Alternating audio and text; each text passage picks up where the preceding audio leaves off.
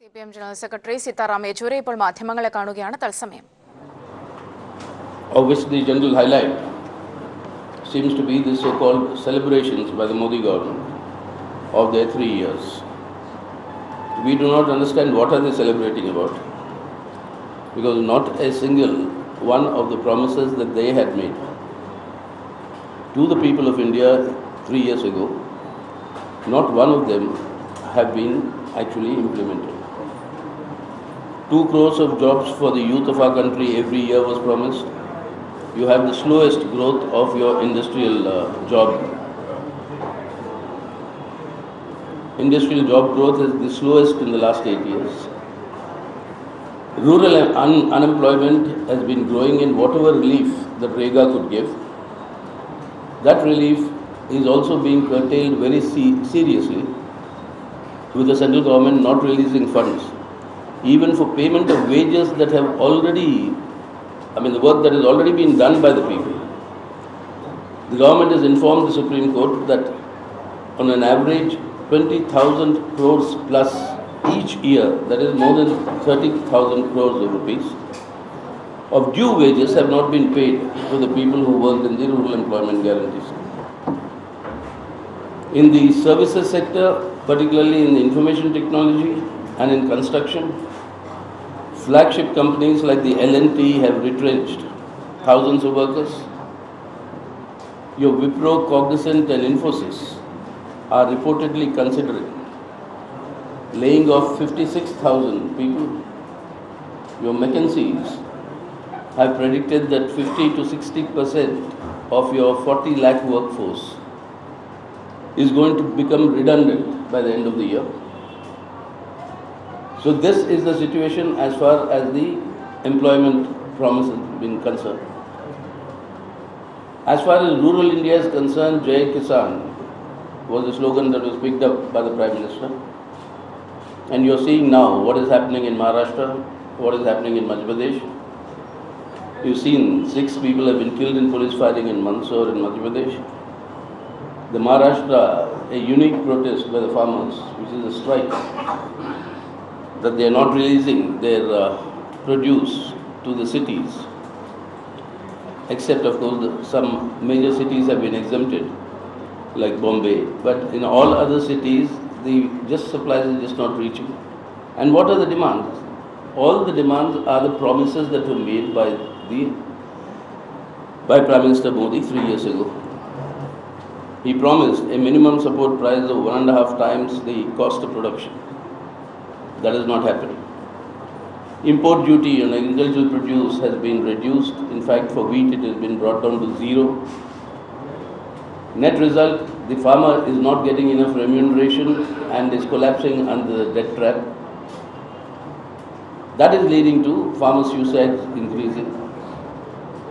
The government, through an affidavit in the Supreme Court, has said 12,000 plus farmers every year, that is more than 36,000 farmers in the last 3 years, have committed distress suicides.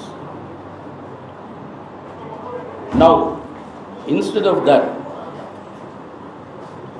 what they are today, relax here, this is part of their celebration. That is exactly, and this is their style of celebration. And those of our journalists from Kerala, they must be used to this. This is the type of the violence and crime that they create. But anyway, don't worry about that. They will be taken care of. But in spite of that, what they have now done is asking all the public sector undertakings to cover up huge amounts of money to conduct this campaign. Police firings, farmer suicides on the rise, and the Prime Minister appears in coloured advertisements today sponsored by public sector units, saying what the great things that he has done for the Indian farmers. Now this is the irony of the day today. Sardar Patel's statue is now to be constructed by the oil PSUs. And this is supposed to be corporate social responsibility. Instead, the Prime Minister's relief fund, through which all of us MPs recommend some genuine cases of people who need medical assistance. That we are told that Prime Minister's Relief Fund has no money left. So what is happening in this country is some sort of a surreal creation, where the real world, for the real people, their lives are becoming miserable. There is a surreal world that is being conducted through the cyber media, through cyberspace, and that is a surreal world that is being created. And this is accompanied by your sharpening of your communal polarization. The UP government now has come up with an atrocious statement saying that it will invoke the National Security Act for whom they call as cow slaughters. The NSA was an act passed by us in Parliament post your Mumbai terror attack, which was designed to allow preventive detention in order to curb terrorism and terrorist attacks. Now, preventive detention on fabricated charges of cow slaughter. It's actually amazing. I mean, this is the surreal aspect of this government.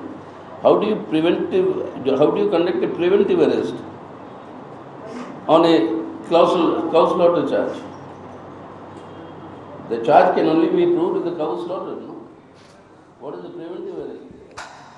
But the intention means I tell the cow I'm going to slaughter you. I mean, this is. AKG ഭവനിൽ സീതാറാം യെച്ചൂരിക്ക് നേരെ സംഘപരിവാർ പ്രവർത്തകരുടെ ആക്രമണമുണ്ടായി. വാർത്താ സമ്മേളനത്തിന് തൊട്ടു മുമ്പായിരുന്നു സംഭവം. വിവരങ്ങളുമായി മനു ശങ്കർ ചേർന്നുണ്ട്. മനു, എന്താണ് സംഭവിച്ചത്? ഹലോ സൗമ്യ, അതായത് സീതാറാം യെച്ചൂരി ഇന്ന് PB യോഗത്തിന് ശേഷം വാർത്താ സമ്മേളനം വൈകിട്ട് 4 മണിക്ക് വിളിച്ചിരുന്നു. അതിനായി മുകളിലത്തെ നിലയിൽ നിന്ന് യോഗശേഷം സീതാറാം യെച്ചൂരി താഴേക്ക് വരുന്ന വഴിയിൽ ചില മാധ്യമ പ്രവർത്തകരെ കാണുകയും അവിടെ നിന്ന് മാധ്യമ പ്രവർത്തകരോട് സംസാരിക്കുകയും ചെയ്തു. ഈ സമയമാണ് പുറത്തു നിന്നെത്തിയ 4 ഹിന്ദുസേന പ്രവർത്തകർ എന്ന് ഇപ്പോൾ ആദ്യം നമുക്ക് മനസ്സിലാക്കാൻ സാധിക്കുന്ന 4 പ്രവർത്തകർ എത്തുകയും പിന്നീട് സീതാറാം യെച്ചൂരിക്ക് നേരെ ചില കയ്യേറ്റ ശ്രമങ്ങൾ നടത്തുകയും ചെയ്തത്. തുടർന്ന് സീതാറാം യെച്ചൂരി നിരത്ത് വീഴുന്ന ഒരു സാഹചര്യമാണ് ഉണ്ടായത്. CPM ജനറൽ സെക്രട്ടറിക്കെതിരെ ഈ ആക്രമണം ഉണ്ടാകുന്ന സമയത്ത് പെട്ടെന്ന് തന്നെ മാധ്യമപ്രവർത്തകരും മറ്റു പോലീസുകാരും സമീപത്തേക്ക് എത്തുകയും തടയുകയും മറ്റും ചെയ്തു. പിന്നീട് പോലീസ് തന്നെ ഈ പ്രവർത്തകരെ പിടിച്ചു മാറ്റുകയും ചെയ്തു. ഇതിൽ 2 പ്രവർത്തകരെ പോലീസ് പിടികൂടി എന്നാണ് മനസ്സിലാക്കുന്നത്. ഇത് അതായത് നേരത്തെ തന്നെ ഇവിടെ ക്യാമ്പ് ചെയ്ത ആൾക്കാരാണോ? എങ്ങനെയായിരുന്നു? ഇവർ പ്ലാൻഡായി എത്തുകയായിരുന്നോ? ഇത്തരം കാര്യങ്ങൾ എന്തെങ്കിലും വ്യക്തമാണോ മനു? തീർച്ചയായും നേരത്തെ തന്നെ ഇത്തരം ഒരു ആക്രമണത്തിന്റെ സാധ്യത ഉണ്ട് എന്നൊരു വിവരമുണ്ടായിരുന്നു. ഇതിനാൽ തന്നെ ദില്ലി പോലീസ് സുരക്ഷ ശക്തമാക്കിയിരുന്നു. AKG ഭവന് പുറത്ത് ബാരിക്കേഡുകൾ മറ്റും സ്ഥാപിച്ച് പൂർണ്ണമായി തന്നെ വലിയ സുരക്ഷാ ക്രമീകരണങ്ങളാണ് ഒരുക്കിയിരുന്നത്. പക്ഷേ ഇതിനിടയിൽ കൂടിയാണ് ഈ 4 പ്രവർത്തകർ എത്തുകയും CPM ജനറൽ സെക്രട്ടറിക്ക് നേരെ AKG ഭവന്റെ മുൻ വശത്ത് വെച്ച് തന്നെ ഇത്തരമൊരു കയ്യേറ്റ ശ്രമം ഉണ്ടായത് എന്നതാണ് ശ്രദ്ധേയമാകുന്നത്. ഇദ്ദേഹത്തെ തള്ളിയിടുകയും പിന്നീട് ഇദ്ദേഹം നിലത്ത് വീഴുകയുമാണ് ഉണ്ടായത്. നിലവിലെ സാഹചര്യത്തിൽ ഹിന്ദുസേന പ്രവർത്തകരെന്നാണ് പോലീസ് ഇവരെ പിടികൂടി തിരികെ കൊണ്ടുപോകുന്ന സമയത്തും വിളിച്ചു പറഞ്ഞുകൊണ്ടിരുന്നത്. മറ്റു വിവരങ്ങൾ ഒന്നും പോലീസ് ഇതുവരെ വ്യക്തമാക്കിയിട്ടില്ല. നിലവിലെ സാഹചര്യത്തിൽ ഇപ്പോൾ വാർത്താ സമ്മേളനം CPM general secretary Sitaram Yechury നടത്തുകയാണ്. സൗമ്യ, ഇവിടെ അതായത് പെട്ടെന്ന് ഒരുപക്ഷെ ഈ ഒരു കരുത്ത സുരക്ഷ ഇല്ലായിരുന്നു എങ്കിൽ അദ്ദേഹത്തെ കാര്യമായി തന്നെ അപായപ്പെടുത്തുന്ന രീതിയിലുള്ള ഒരു ആക്രമണമാണ് ഉണ്ടായതെന്നാണോ മനസ്സിലാക്കാൻ സാധിക്കുന്നത്? വാർത്താ സമ്മേളനം നടത്തുന്നതിന്റെ തൊട്ട് മുൻപായി തന്നെയാണ് ഇത്തരമൊരു ആക്രമണം നടന്നത്.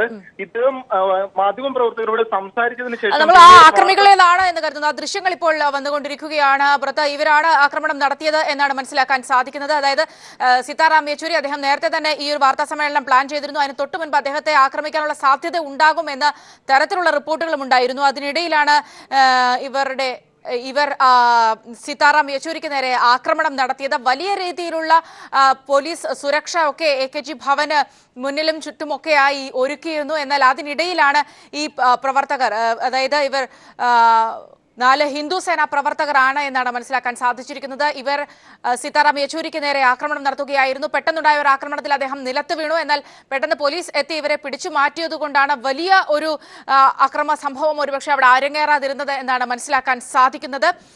അദ്ദേഹം ദില്ലി AKG ഭവനിൽ നേരത്തെ തന്നെ 4 മണിക്ക് വാർത്താ സമ്മേളനം നടത്തുമെന്ന് അറിയിപ്പുണ്ടായിരുന്നു. ഇതിനിടയിൽ ഇങ്ങനെ ഒരു സൂചന, അതായത് CPM ജനറൽ സെക്രട്ടറി ആക്രമിക്കപ്പെടും എന്ന തരത്തിലുള്ള സൂചനകൾ ഉണ്ടായിരുന്നു. ഇതിനിടയിലാണ് ഈ സംഭവം ഉണ്ടായിരിക്കുന്നത്. വലിയ സുരക്ഷ ഒരുക്കിയിരുന്നു എങ്കിലും അതിനിടയിൽ നുഴഞ്ഞു കയറിയ 4 RSS പ്രവർത്തകരാണ് ആക്രമണം നടത്തിയിരിക്കുന്നത് എന്നാണ് മനസ്സിലാക്കാൻ സാധിക്കുന്നത്. മനു ശങ്കർ ചേരുന്നുണ്ട്. മനു, അതായത് ഈ ഒരു കനത്ത സുരക്ഷ ഇല്ലായിരുന്നു എങ്കിൽ വലിയ രീതിയിലുള്ള ഏതെങ്കിലും തരത്തിലുള്ള ഒരു ആക്രമണം ലക്ഷ്യമിട്ട് തന്നെയായിരുന്നു ഇവരെത്തിയിരുന്നത്. പ്രത്യേകിച്ച് ഒരാളല്ല 4 പേരുണ്ട്. വളരെ പ്ലാൻഡായുള്ള ഒരു നീക്കമായി വേണം മനസ്സിലാക്കാൻ. മനു, തീർച്ചയായും അതെ, വലിയ രീതിയിലൊരു ആക്രമണം CPM ഓഫീസിന് നേരെ ഉണ്ടാകാനുണ്ട്, AKG ഭവന് നേരെ ഉണ്ടാകാനുണ്ട് എന്ന സാധ്യത വിവരം പോലീസിന് ലഭിച്ചിരുന്നു. അതിനാൽ തന്നെ AKG ഭവൻ ചുറ്റും സുരക്ഷ ശക്തമാക്കണമെന്ന് ആവശ്യപ്പെടുകയും ചെയ്തിരുന്നു. ഇതിന്റെ സാഹചര്യത്തിലാണ് കൂടുതൽ സുരക്ഷ AKG ഭവന് ചുറ്റും ഏർപ്പാടാക്കിയിരുന്നത്. ബാരിക്കേഡ് കൊണ്ട് പൂർണ്ണമായി തന്നെ മറച്ചിരുന്നു. മാധ്യമപ്രവർത്തകരെ പോലും ബാരിക്കേഡിന്റെ ഒരു വശത്ത് ചെറിയൊരു വഴി ഉണ്ടാക്കി ആ വഴിയിലൂടെ മാത്രം AKG ഭവന്റെ അകത്തേക്ക് കടക്കാനുള്ള ഒരു സാഹചര്യം മാത്രമാണ് പോലീസ് നൽകിയിരുന്നത്. അതുപോലും മാധ്യമപ്രവർത്തകർ ഐഡന്റിറ്റി കാർഡും മറ്റും തൂക്കി അല്ല അകത്തേക്ക് കടക്കുന്നതെങ്കിൽ ആരാണെന്നും എവിടെ നിന്നാണെന്നും ഒക്കെ വ്യക്തമായി മനസ്സിലാക്കിയ ശേഷം മാത്രമേ പോലീസുകാർ ഈ മാധ്യമപ്രവർത്തകരെ AKG ഭവൻ അകത്തേക്ക് PB യോഗം നടക്കുമ്പോഴും ഈ വാർത്ത ശേഖരിക്കുന്നതിനും മറ്റുമായി അകത്തേക്ക് പ്രവേശിപ്പിക്കാറുള്ളൂ. ഈ ഒരു സാഹചര്യത്തിൽ കൂടിയാണ് PB യോഗം മറ്റും കഴിഞ്ഞതിന് ശേഷം 4 മണിക്ക് വാർത്താ സമ്മേളനം നടത്താൻ ആ ഒരു സമയത്തിന് തൊട്ടു മുൻപായി CPM ജനറൽ സെക്രട്ടറിക്ക് നേരെ കയ്യേറ്റ ശ്രമം ഉണ്ടായത്. 4 RSS പ്രവർത്തകരാണ് ആക്രമണം നടത്തിയത് എന്നാണ് പ്രാഥമികമായി മനസ്സിലാക്കുന്നത്. ഇവരെ പോലീസ് പിടികൂടി, 2 പേരെ പിടികൂടി. ഒരാളെ ജീപ്പിലേക്ക് കയറ്റുന്ന സമയം ഇയാൾ ഹിന്ദുസേന പ്രവർത്തകൻ എന്ന് വിളിച്ചു പറയുന്നതായി മനസ്സിലാക്കുന്നു. ഈ ഒരു സാഹചര്യത്തിൽ ഈ ഹിന്ദുസേന പ്രവർത്തകരാണ് 4 പേരും എന്നാണ് ഇപ്പോൾ പ്രാഥമികമായി അനുമാനിക്കുന്നത്. പോലീസ് ഇക്കാര്യത്തിൽ ഒരു വിശദീകരണം നൽകിയിട്ടില്ല. നിലവിൽ കേരള ഹൗസിലും ഇതേ രീതിയിൽ സമാനമായി ഒരു ആക്രമണം ഉണ്ടാകാനുണ്ട് എന്ന് സാധ്യതയുണ്ട് എന്ന വിവരത്തിന്റെ അടിസ്ഥാനത്തിൽ സുരക്ഷ ശക്തമാക്കിയിരുന്നു. കേരള ഹൗസിന് ചുറ്റും ബാരിക്കേഡുകൾ മറ്റും സ്ഥാപിച്ച് നേരെ ഈ മുഖ്യമന്ത്രി പിണറായി വിജയൻ കഴിഞ്ഞ 2 ദിവസം കേരള ഹൗസിൽ ഉണ്ടായിരുന്ന സമയങ്ങളിലും ശക്തമായ സുരക്ഷ ഏർപ്പാടാക്കിയിരുന്നു. ഇതിന് തൊട്ടു മുൻപായ ദിവസങ്ങളിൽ ചില ഹിന്ദുസേന പ്രവർത്തകർ ഈ കേരളത്തിൽ ബീഫ് ഫെസ്റ്റിവൽ സംഘടിപ്പിക്കുകയും സംസ്ഥാന സർക്കാർ ഈ കേന്ദ്ര വിജ്ഞാപനത്തിനെതിരെ ശക്തമായ നിലപാടുകൾ പ്രകടിപ്പിക്കുകയും ചെയ്ത പശ്ചാത്തലത്തിൽ വലിയൊരു പ്രതിഷേധ പ്രകടനവും മറ്റും നടത്തുകയും കേരള ഹൗസിന് മുന്നിൽ ഈ പശുക്കളെയും മറ്റും കൊണ്ടുവന്ന് പാല് വിതരണം ചെയ്ത് പ്രതിഷേധം നടത്തുകയും ഒക്കെ ചെയ്തിരുന്നു. ഇതിന് പിന്നാലെയാണ് ഇപ്പോൾ വീണ്ടും CPM ജനറൽ സെക്രട്ടറിക്ക് നേരെ കയ്യേറ്റ ശ്രമം ഉണ്ടായത്. 4 ഹിന്ദുസേന പ്രവർത്തകരാണ് ആക്രമണം നടത്തിയത്. ഇതിൽ ഒരാളെ 2 പേരെ പോലീസ് പിടികൂടി. ഒരാൾ ഹിന്ദുസേന പ്രവർത്തകൻ എന്ന് വിളിച്ചു പറയുന്നതായും വ്യക്തമാണ് ദൃശ്യങ്ങളിൽ നിന്നെല്ലാം. അതിനാൽ തന്നെ വീണ്ടും കഴിഞ്ഞ വർഷം ഇതേ സമാനമായ രീതിയിൽ AKG ഭവന്റെ ബോർഡിൽ മറ്റും കരിയോയിൽ കൊണ്ടുള്ള പ്രയോഗങ്ങളും മറ്റും നടത്തിയതിന് തൊട്ടു പിന്നാലെയാണ് ഇപ്പോൾ വീണ്ടും CPM ജനറൽ സെക്രട്ടറിക്ക് നേരെയും കയ്യേറ്റ ശ്രമം ഉണ്ടായിരിക്കുന്നത്. ഇവർ നമുക്കറിയാം, നേരത്തെ മുതൽക്കേ തന്നെ പല രീതിയിലുള്ള ഇത്തരത്തിലുള്ള ഭീഷണികൾ പ്രത്യക്ഷമായും പരോക്ഷമായും ഒക്കെ തന്നെയും പ്രത്യേകിച്ച് AKG ഭവന് നേരെയായാലും അല്ലെങ്കിൽ നേതാക്കൾക്ക് നേരെയായാലും ഒക്കെ ഉണ്ടായിട്ടുള്ള ഒരു സാഹചര്യം കൂടി നമുക്ക് മുന്നിലുണ്ട്. യെച്ചൂരി, ഈ വിഷയവുമായി ബന്ധപ്പെട്ട ഏതെങ്കിലും തരത്തിൽ അത്തരം സൂചനകൾ അല്ലെങ്കിൽ അത്തരം കാര്യങ്ങൾ ഈ സമയത്ത് കൂട്ടിച്ചേർക്കാനുണ്ടോ മനു? തീർച്ചയായും നേരത്തെ തന്നെ ഇത്തരം ഒരു ആക്രമണ സാധ്യത ഇവർ പദ്ധതി ഇട്ടിരുന്നു എന്ന് തന്നെയാണ് മനസ്സിലാക്കേണ്ടത്. കേരള ഹൗസിൽ പോലും ഇത്തരത്തിൽ രീതിയിൽ ഒരു ആക്രമണ സാധ്യത ഉണ്ടെന്ന വിവരത്തിന്റെ അടിസ്ഥാനത്തിലാണ് സുരക്ഷ കർശനമാക്കിയിരുന്നത്. റെസിഡൻസ് കമ്മീഷണർ തന്നെ സുരക്ഷ കർശനമാക്കണമെന്ന് ആവശ്യപ്പെട്ടതിന്റെ തൊട്ടു പിന്നാലെയായിരുന്നു കേരള ഹൗസിലും മറ്റും പോലീസ് സന്നാഹത്തെ വിന്യസിച്ചത്. സമാനമായ രീതിയിൽ വലിയൊരു സുരക്ഷ AKG ഭവന് മുന്നിൽ ഏർപ്പെടുത്തിയിരുന്നു. ഈ ഒരു സാഹചര്യത്തിൽ ഇത്രയധികം പോലീസുകാരുടെ സാന്നിധ്യത്തിൽ കൂടിയാണ് CPM ജനറൽ സെക്രട്ടറിക്ക് നേരെ ആക്രമണം ഉണ്ടായത് എന്നതാണ് ആശങ്ക വർദ്ധിപ്പിക്കുന്നത്.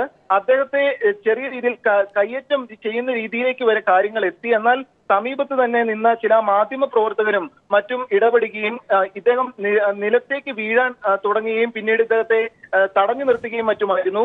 എന്തായാലും ഈ 4 പ്രവർത്തകരും ഈ ആക്രമണം നടത്തിയ ശേഷം മാധ്യമ പ്രവർത്തകരുടെ ഒരു വൻ സന്നാഹം AKG ഭവനും ഈ സീതാറാം യെച്ചൂരി CPM ജനറൽ സെക്രട്ടറിക്ക് തൊട്ട് സമീപത്തും ഉണ്ടായിരുന്ന സാഹചര്യത്തിലാണ് പിന്നീട് ഈ 4 പ്രവർത്തകരും AKG ഭവന് പുറത്തേക്ക് ഓടിപ്പോയത്.